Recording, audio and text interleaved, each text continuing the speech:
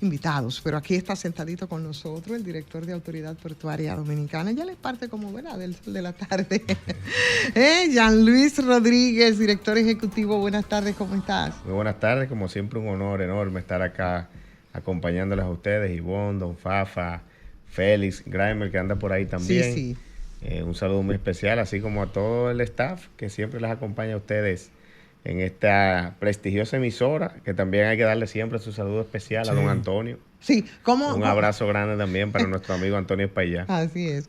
¿Cómo andan, señores, los puertos que manejan la autoridad portuaria? Tú sabes que antes los puertos del país eran mucha noticia, mucha información permanentemente, hasta que yo digo que como la única privatización, entre comillas, de los puertos que pasó tranquilamente, porque todos esos procesos normalmente pues crean muchos periquitos, y eso pasó así, ¡pum!, sin pena ni gloria. El caso, me refiero por supuesto a Caucedo, que concentra, ¿no?, la mayor actividad, y ya no se siente como esa carga que se sentía antes en esos puertos. Quizá por la división ya. Sí. Así es. República Dominicana, cada día que pasa, se fortalece mucho más en todo lo que tiene que ver con su sistema portuario nacional.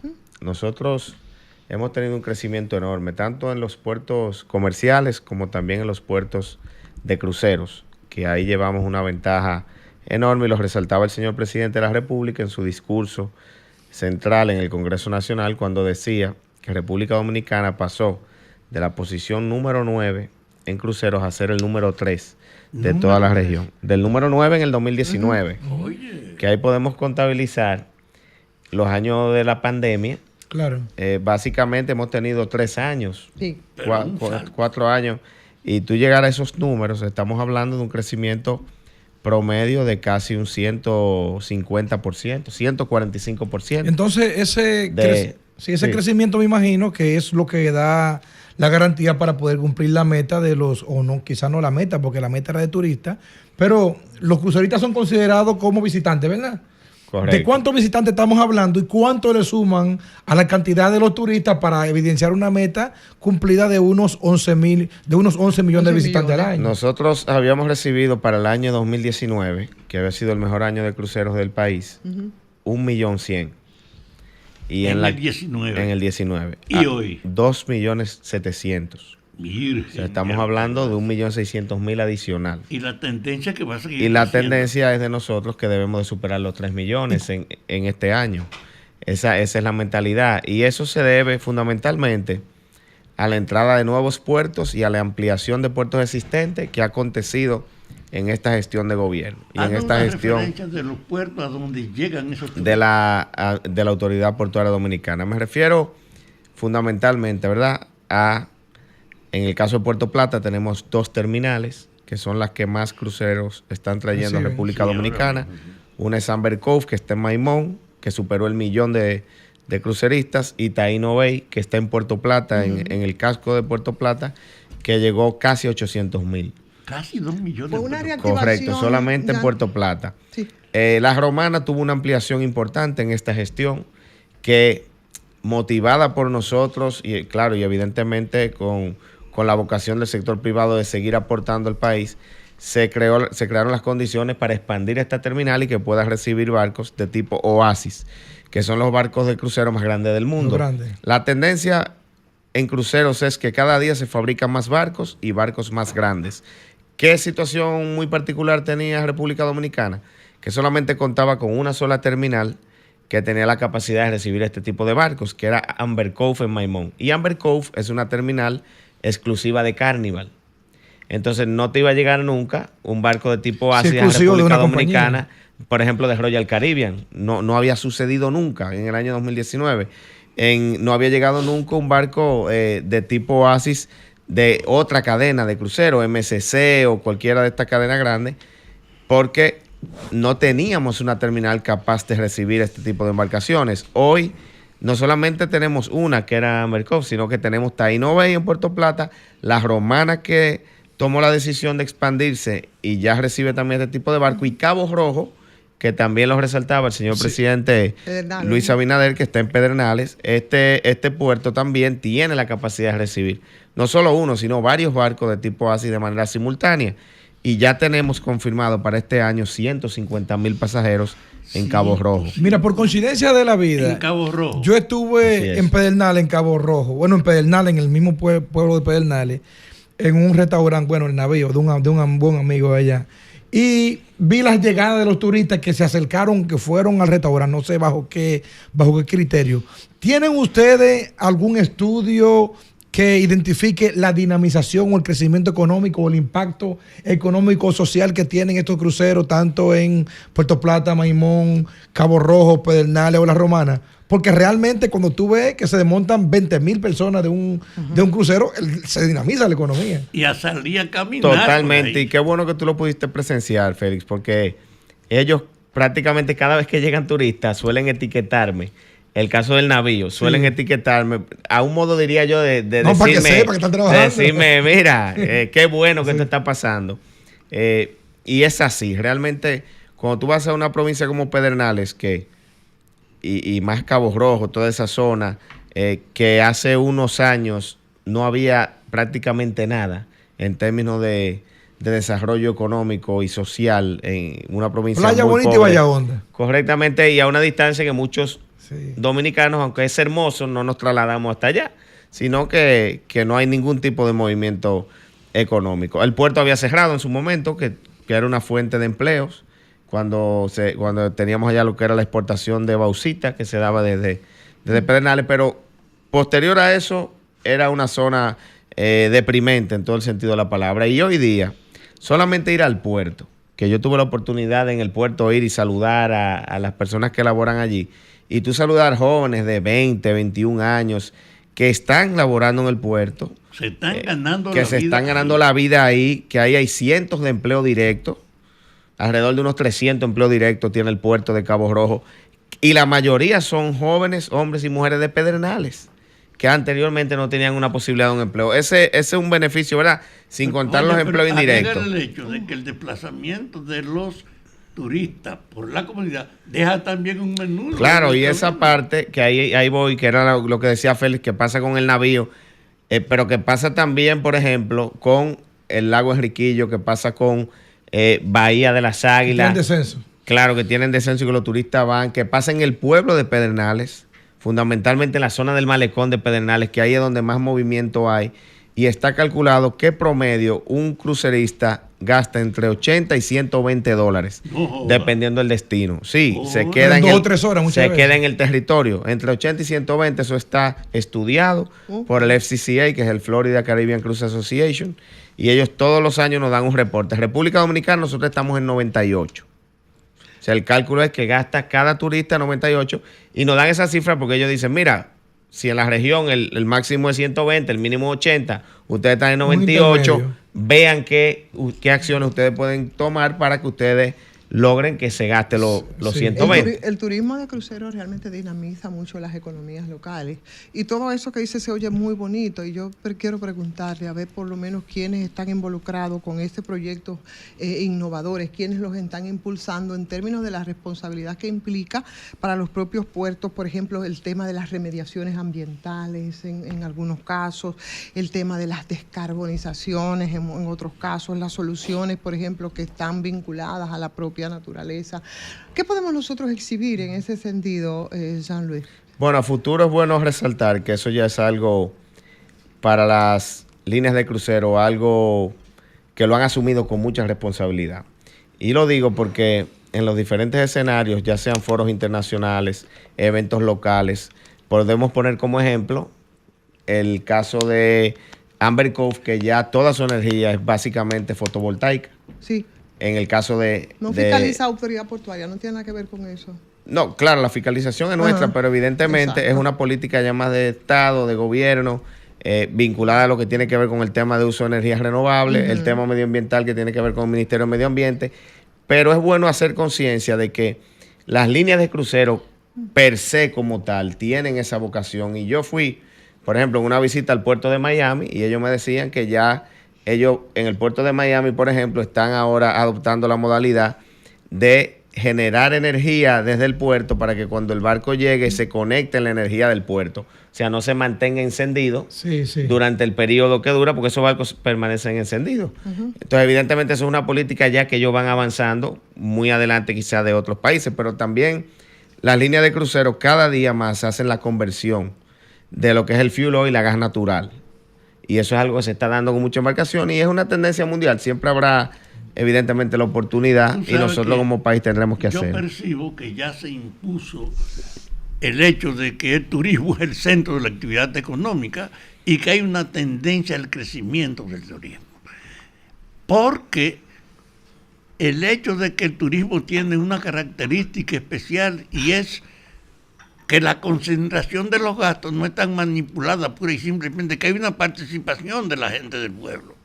Porque así como tú dices que hay 98 o un $100 o $98 por persona, hay que saber en sitios como Pedernales que después de la Bauxita esto era un lugar muerto, está expandiendo, si va a crecer, teniendo capacidad para recibir más de uno al mismo tiempo. Estamos hablando que los 20,000, suponiendo, ¿verdad?, que se cumpla esa matemática de los 100, son unos $2 millones que se quedan circulando en Pedernales. Que no había antecedentes de que ninguna actividad productiva en Pedernales pudiera eso. Pero en Puerto Plata también es la tendencia al crecimiento.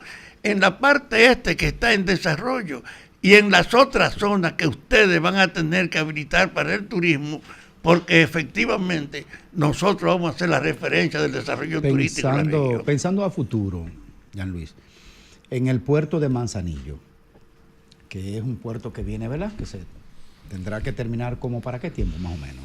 2026 finales, principio 2027. Ok, ¿cuántos puertos tenemos en el país y cuántos están en manos privadas? Para hacerte la pregunta siguiente.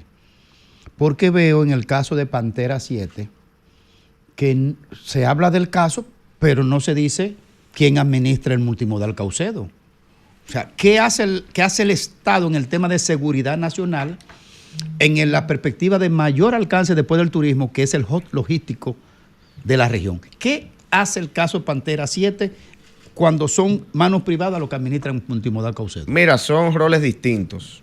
Aquí intervienen en un puerto de manera directa, yo te pudiera decir 4 o 5 instituciones, 6 instituciones, 7, dependiendo del tipo de operación. Estamos hablando, por ejemplo, la Armada, que es la Autoridad Marítima Nacional, que tiene que velar por toda la seguridad de todo lo que entra y sale por costas dominicanas. Está el CESEP, que es el Cuerpo Especializado de Seguridad Portuaria, que vela porque las instalaciones portuarias cumplan con lo que establece el Código PBIP, que es el Código de Protección. Es un sector privado, no militar. Buques.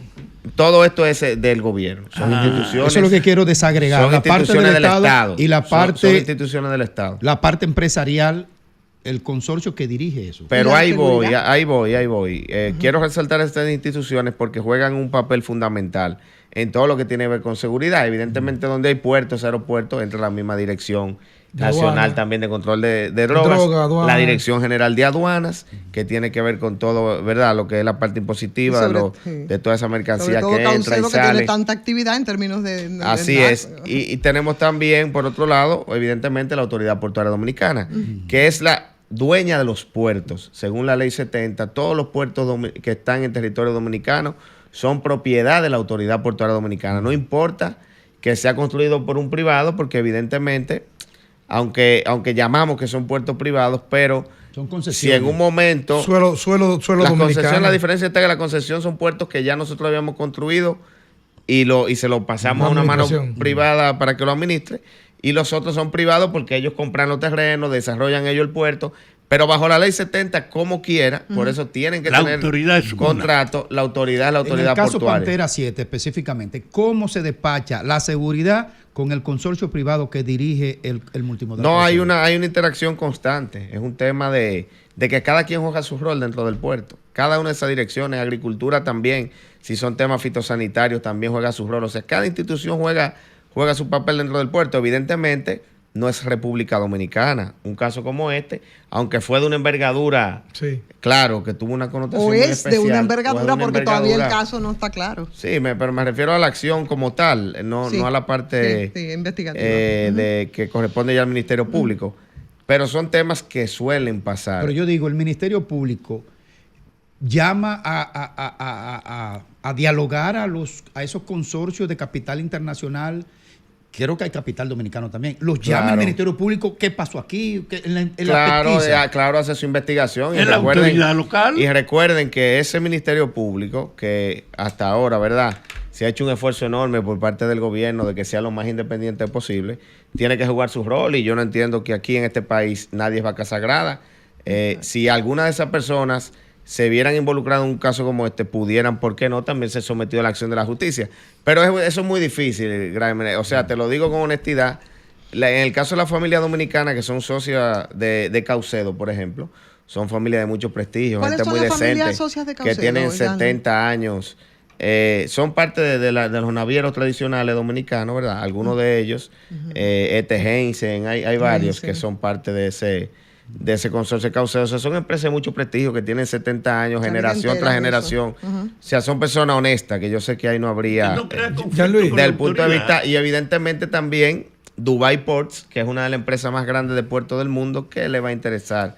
Pero es un tema evidentemente, que tiene que ver con lo que es el narcotráfico, señores. Los narcotraficantes no han fabricado submarinos. Pero en este caso no estamos hablando de narcotráfico así nada más, sino estamos hablando de la movilización de grandes cantidades, como en el último caso hablamos de toneladas, y hablamos, ¿cuánto eran? 250 millones de dólares, ¿no? No es cualquier cosa. No hemos dicho cualquier cosa, pero me refiero que siempre ellos van a buscar la manera. Sí. Si ese fuera el trabajo de cualquiera, lo que va a estar creativo todo el día viendo cómo puede hacer este tipo de delitos. Ahora, lo que hay que combatirlo, que es bueno que se le dio un golpe duro, porque ahí tenemos que decir que las autoridades jugaron su papel, la dirección de droga en su momento, y que se siguen las investigaciones, se siguen sometiendo personas, hay figuras connotadas ahí que están detenidas, y eso es el trabajo. Mira, hay una idea de que la jefatura de esos departamentos eran cómplices de todo el tráfico indebido. La garantía de ahora es la confianza en que el mando no tiene nada que ver con la complicidad, sino con la indagación. Pero ¿cómo así, Fafa? Óyeme.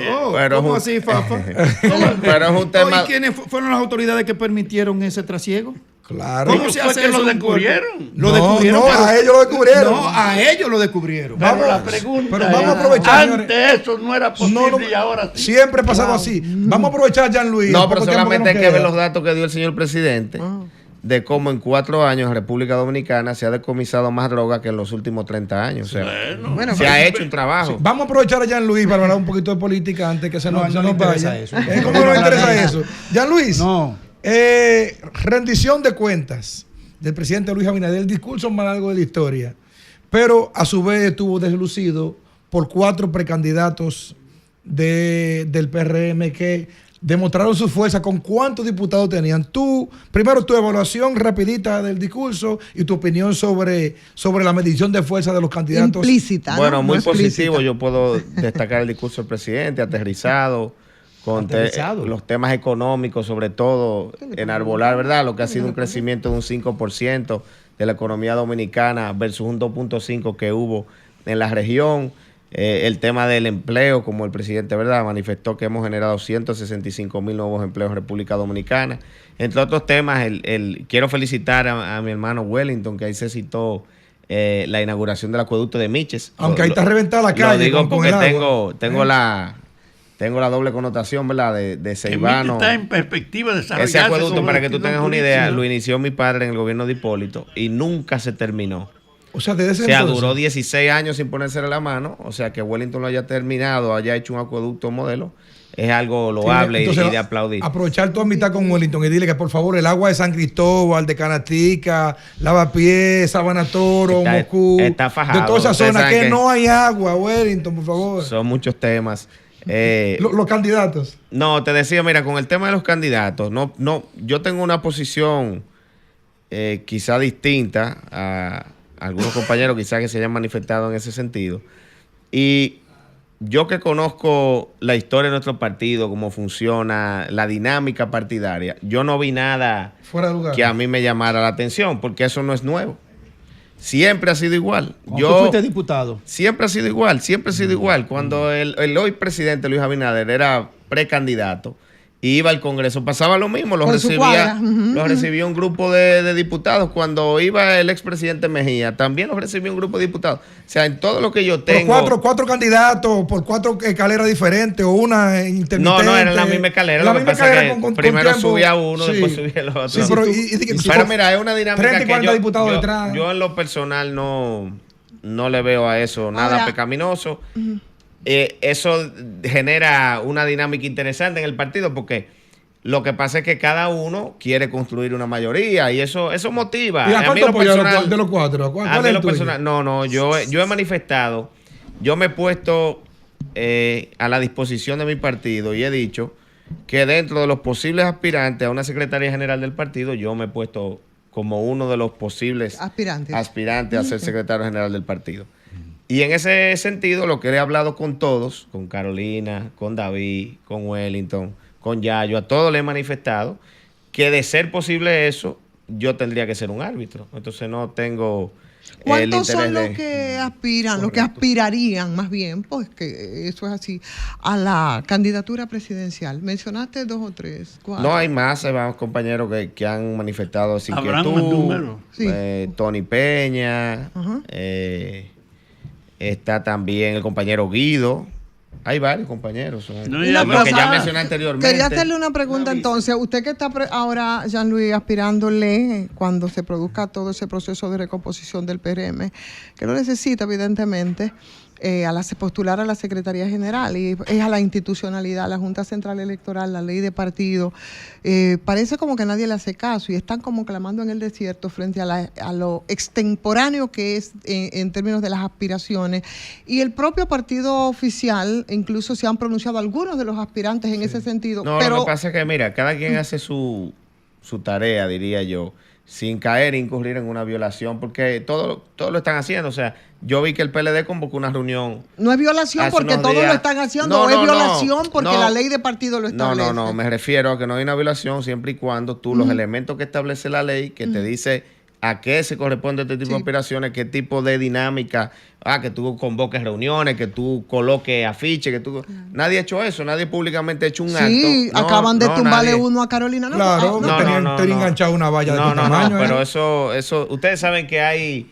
Siempre en todos los equipos ustedes van a tener gente que por fanatismo... Pues deberían decir cómo se llama el que le puso el fanatismo y le puso la valla. Sí, no, hombre, ya no. Imposible, ni siquiera... Claro. Oye, lo primero es, el que sabe de política sabe que ella no iba a utilizar una foto, que es una foto de una campaña hace... Pero ella en diciembre utilizó la decoración de Navidad con su logo de campaña. Yo te pongo un ejemplo. Cuando a mí me envían a veces imágenes mías que aspirando a tal cosa... Y yo le digo, no, al secretario general ahora hay algunas que andan por ahí.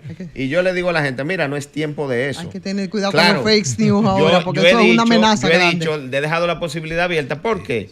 No porque yo vaya a hacer un proselitismo por la candidatura, pero que mucha gente que te conoce sepa que cuando llegue el momento tú lo vas a hacer. ¿Para qué? Para que no se te comprometan con otra gente. Debería renunciar, Luis, entonces. Oiga, déme un chance, permíteme. Permíteme. Mira, el tema de la renuncia es un tema muy personal, diría yo. Y no es yo. compatible la función pública con la aspiración. Mira, aquí lo que tenemos que ver es si es ilegal o no. Ahora, yo te digo algo. Cada quien tiene su forma de hacerlo. Y yo creo que muchos de sus compañeros, en su momento, cuando vayan a salir a hacer ese tipo de proselitismo, porque nadie ha salido. Lo están haciendo. No, ustedes no han visto nunca que uno de esos precandidatos fue a La Vega, por ejemplo, y convocó en un polideportivo una actividad, o lo convocó en una casa y salieron fotos de que estaba haciendo campaña. Eso no está pasando. Claro, es normal, y eso tú no tienes que hacer un esfuerzo extraordinario, que la gente se vaya aglutinando en torno a gente que se sabe que van a aspirar a futuro. Pero oye una cosa. Eso no... Como tú confiesas que aspiras a Secretaría General, yo quiero decirte, en el partido hay una degradación de sus funciones. El partido está hecho solo como un instrumento de captación electoral y luego de reparto de las funciones, no de representación del pueblo. Ahora mismo el PRM necesita recuperar la idea de cuál es la función del partido. Los 4 aspirantes, tú le preguntas, ¿qué idea tú tienes de partido? Ninguno tiene idea de partido, idea de su campaña que tienen. Estamos discutiendo un proceso del salario de los trabajadores. En el partido no hay una corriente de trabajadores. Estamos hablando de una reforma de la salud. En el partido no hay una corriente de médicos. Es decir, no existe una presencia partidaria en ninguno de los procesos en discusión. Y lo que hay es una demanda de lo que se siempre siente lo hemos fuera. tenido, don Fafo. Hay usted que lo sabe cambiar porque esa visión. Usted ha sido parte de todo eso y siempre lo hemos tenido hasta desde la misma juventud, que usted recordará que fui presidente. Sí. Nosotros teníamos en ese momento, cada uno de esos sectores teníamos representantes de la juventud, Que médicos hay que jóvenes, recuperarlo. teníamos educadores jóvenes y siempre Así fijábamos es. posición de cada uno de los Pero temas. se han olvidado los Eso es sectores algo porque que- para representarse a sí mismos. se han Eso es olvidado. algo que Tribuna evidentemente democrática con Fafa. hay un tema evidentemente que tiene que ver del rol desde la oposición y el rol desde el gobierno. Pero sí coincido en que hay muchas cosas que se pueden No mejorar hay que rehacer el PRM. y personas como usted con su Pero vaya a su organismo, Ay, Fafa. Fafa, pero vaya, Aguántate. Fafa, vaya a personas su como usted organismo, con su Fafa. visión Yo siempre estoy serán- diciendo- siempre serán Usted importantes quiere despacharle escuchar. vaina al Mira, partido yo aquí. estoy diciendo que al PRM con la política actual le espera el mismo destino que al PRD y a los reformistas. Yo siempre me al recordaré PLD, de ¿dónde una lo deja? conferencia suya, don Fafa, que lo llevamos la juventud allá a darla en Neiva. ¿Usted se Así recuerda? es. En Neiva. A Neiva llevamos a don Fafa. Llévelo de nuevo. Mira, ya Luis, algo más que nos quería compartir brevemente porque nos pasamos ya del tiempo. No, reiterarle honestamente nuestro agradecimiento. ¿Cuál es el lema de su, por del permitirnos eslogan aquí. de su campaña No, todavía. secretaría general? Hemos dicho Todavía. que eso está. Lo Yo arreglo pusimos eso. a disposición, pero no estamos activando porque evidentemente hay que concentrarse en hacer más terminales de crucero. Tenemos 4 más en ejecución, que son, el presidente acaba de anunciar la del Malecón de Santo Domingo, Samaná, Pero Arroyo de Barril y mejorar, Barahona. se nos fue el tiempo. piensa en elaborar tu mensaje. Gerardo, mándame a aspirante la Fafa para allá, dirección. para el partido. Mientras tanto, Adelante. ya Luis, encantadísima Tribuna como siempre de democrática. tenerte por aquí. Llévate.